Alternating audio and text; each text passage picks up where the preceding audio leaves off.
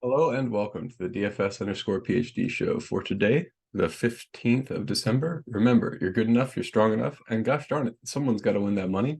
Might as well be us. And congrats to Sheets, longtime unique goer. Decided yesterday to go with, you remember yesterday I was playing some of the more common lineups. I was suggesting that potentially the reason we never see Utica on my tweet is that he's not playing all of the lineups with the same strategy, right? I mean, we sometimes do when there's enough value. Utica will pop in the top 10, top 20 of uniques, but he's not always there. And so I was saying, hey, why don't we try to play some more reasonable lineups tonight in addition to our wild lineups? And Sheets did that just right. It was Palmer, I think, probably the big piece here, but I'm just shocked. Trey Tucker, I don't even know the guy's name, but after he got 2 touchdowns early at almost min price, shocked he wasn't in there. Disappointed that Erickson didn't do more with his time on the field. He was out there a lot. So I don't feel too bad about that, even though, yeah, Palmer also. I had a better night over at basketball, although I think in the end, this didn't wind up smashing that bad because Chris Dunn was not the guy you needed.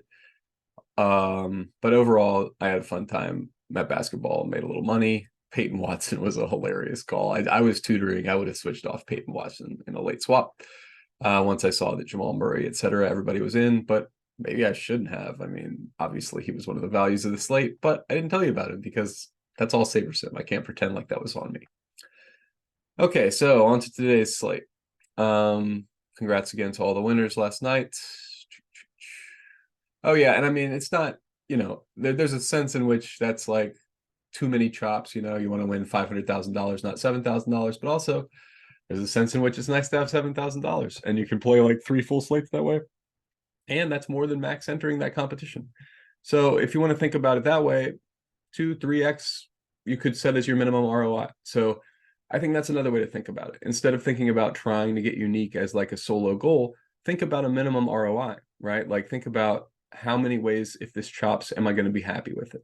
So that's the way, if you want to go over to your whatever your version of the geometric mean of ownership sheet is, I don't think I have it up, and figure out every night what it's going to be. That's how you can do it. I think that's probably the most reasonable way to do it. Probably how, if you're Utica, you're doing it to make money all the time. But I'm not Utica. I'm just out here trying to win a couple competitions, the $4, the $1, whatever, on any given night. So let's get to it. I'm not going to have this amount. So I always just set up my rules, tell SaberSim to go, and then I edit it live on stream. So that's why at the beginning I'm always like, I don't want this much of this guy or this guy or this guy. In this case, Schroder, Vassell, and Ingram. I don't understand what's going on with. Is Vassell like way underpriced today, or what's going on with him? 6,300? No, that's not. I mean, it's not way underpriced. That's like fine price. But honestly, like this, first of all, I should say, this will probably screw it up. Wow. Okay, yeah, Bruce Brown day. I can see that. Okay, so this is the day where there were points. I mean, some days there are not points. Today there's points. So first of all, I'm crossing off the games where there's not points. Orlando and Boston, nobody from that game appeals to me. There's going to be good defense played in that game, probably by both teams. I mean, have you guys seen Orlando this year? They're pretty good. So I don't want any part of that game. Honestly, I was starting to cross off Houston and Memphis, but there were pieces I liked that were reasonably undervalued. So I left Houston and Memphis for like Triple J and Jabari Smith. But for the most part, all of your dudes should come from the games where the points are today. The points are Indiana and Washington. That game is going to be a monster. This is a fine over-under at 257. I mean, like, probably taking the over, right? I mean, these are, if you've watched the show at all, you know where these guys are on the list of fastest paced teams. The top. They are the top 2 fastest teams. We're expecting 122 to 120 just based on them playing average people. So they're not playing average people. They're playing the other fastest team in the league. So I don't know, guys. It's going to be a lot of points out there. I might have to give Washington some more just to make sure I've got enough Washington. Really, I mean, they're a really good play because, yeah, I don't really think Indiana is that great of a team either. So I think Washington could put up some points. Okay. Besides that, Atlanta, Toronto, another game with tons and tons and tons of points. Where is Toronto? Not that far down the list. Reasonably far down the list, but with a bad defensive rating for where they are on the list. And then Atlanta's right up at the top, pretty close, although now falling to third. I thought they used to be up at the very top. Anyway, so that's a little bit about where the games are. You can see I made that line a little bit closer for Indiana, Washington. That's mostly just to rank order the game. I want everybody from that game to be known to be in the fastest game, because it sure is. Philly, Detroit, what in the world? I mean, I guess Philly just beat them by a lot, but I mean, in the last game, didn't you have Isaiah Stewart got tossed early? I mean, he's liable to do that again. He's a loose cannon, but at the same time, I don't know about a 16-point line. I mean, yes, Philly is better than Detroit, but this is a professional basketball. I know Detroit's doing bad, but they're not that bad. I mean, they are not as bad as the number of losses they have had. You know what I mean? So you can still take shots on Detroit. 118 is what I would. Wait, what is Philly's rating? Philly's net rating 112. So I would have them at 112 for Detroit. Yeah. I don't think like Philly's going to come out and dominate Detroit defensively. I think they're going to dominate them offensively, right? So that's fine. That's not going to change very much about the slate. But besides that, New Orleans, Charlotte, shouldn't I have them a little faster? New Orleans is here. Charlotte's not that high. Okay, but they're not that high at pace, but look at this. They're giving up almost the most points of anybody. So got to have New Orleans for like 120 at least. Yeah. So let's go New Orleans to like 123. I want them to be higher than Toronto's against Atlanta, 122. New Orleans, and then who are they playing? Charlotte. So Charlotte's at 113. New Orleans rating is 113. So that's where they got the 113 from. Now my question is, I think Charlotte's going to be playing in a faster game environment than average. So I'm going to buff this up to 116. I think that game's just going to be pretty fast. Neither team is particularly good at defense. So buffing that a little bit. And I don't think I see anything else. Okay, so let's go back to the players now that I've messed around with all of their projections in the back screen.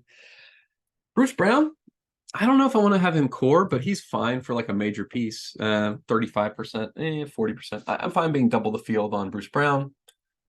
Nick Richards, we have core piece. Definitely a core piece. Miles Bridges, core piece. Brandon Miller, don't want him to be core piece. He's fine. He just has to hit shots. I don't ever want a guy who has to hit shots to be a core piece. I don't like that.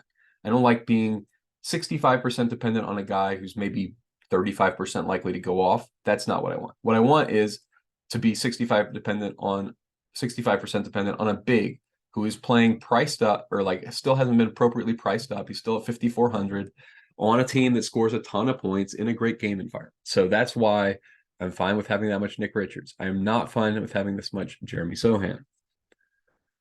He's fine, but he's just fine. You don't want more than like a solid Sohan piece today. I don't know how much any of these, like, I don't want any core San Antonio guys maybe this whole year. Like until some guys get injured or that rotation tightens up, I don't know what's going on with these guys at all. And I don't like it.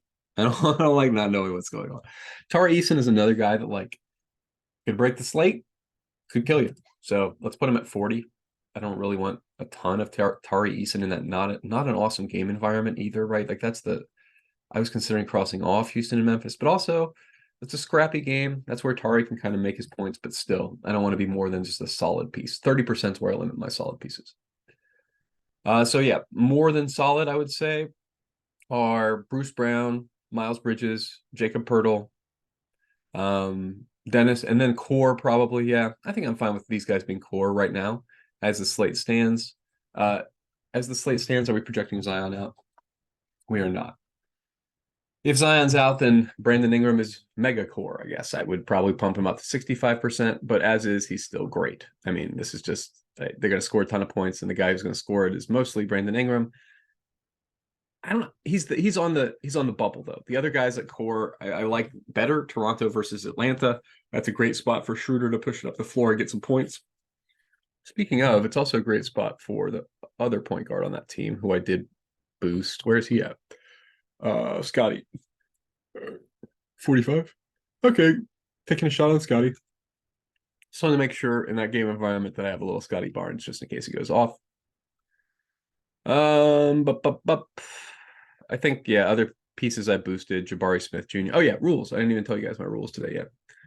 It's the standard ones that you would expect on this slate. Knicks center foul trouble. So I reformed that one because it was Mitchell Robinson foul trouble, and now it's Sims Hartenstein foul trouble. But either way, I mean, those guys are in play. You know, they're in play. Hartenstein.